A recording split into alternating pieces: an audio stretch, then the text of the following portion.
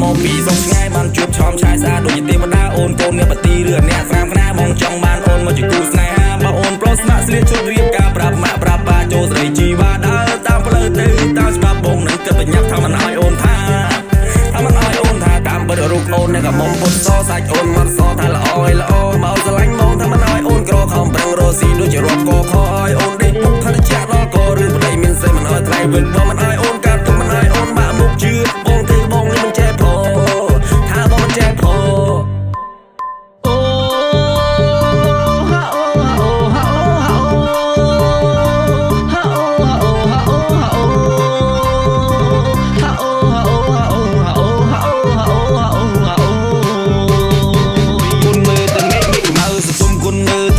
ឆ្ងាយដែលចលែកគុណមើលទៅដួងខែไปឃើញពិចារណាគុណមើលទៅរូបស្រីដែលសំរូបបងនិយាយលេងទេចិត្តខ្ញុំចង់បងចង់បានរូបថ្លៃមកធ្វើជាគូក្រងមកអូនប្រុសស្មាក់មកព្រួយនឹងខ្សែសងបេះដូងបងមួយទុកជូនទៅនួនល្អងទុកជូនទៅនួនល្អង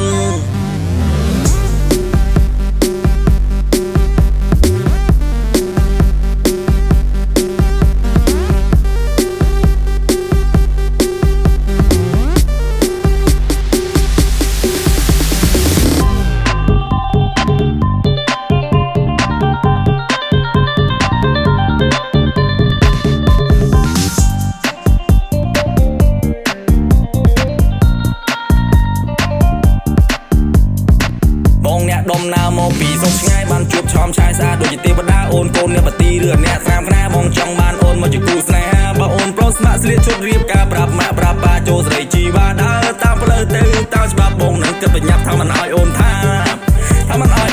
តាមបិទរូបអូនអ្នកក៏មកពុតសសាច់អូនមកសថាល្អឲ្យល្អមកស្រឡាញ់បងថាមិនឲ្យអូនក្រខំប្រឹងរស់ស៊ីដូចជារាប់កខឲ្យអូនដេកពុកថាជាដល់ករឿងប្តីមានសេមិនឲ្យថ្លៃវឹកបងមិនឲ្យអូនកាត់ទុំមិនឲ្យអូនបាក់មុខជឿបងទេបងនេះមិនចេះផោ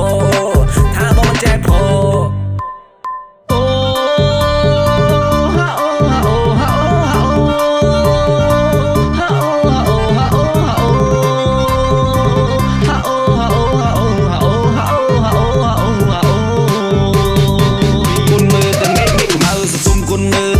ឆ្ងាយដែលចលែកគុណមើលទៅដួងខែไปឃើញពិចារណាគុណមើលទៅរូបស្រីដែលសំរូបបងនិយាយលេងទេចិត្តខ្ញុំចង់បងចង់បានរូបថ្លៃមកធ្វើជាគូក្រងមកអូនប្រុសស្មាក់មកព្រួយនឹងខ្សែសងបេះដូងបងមួយទុកជូនទៅនួនល្អង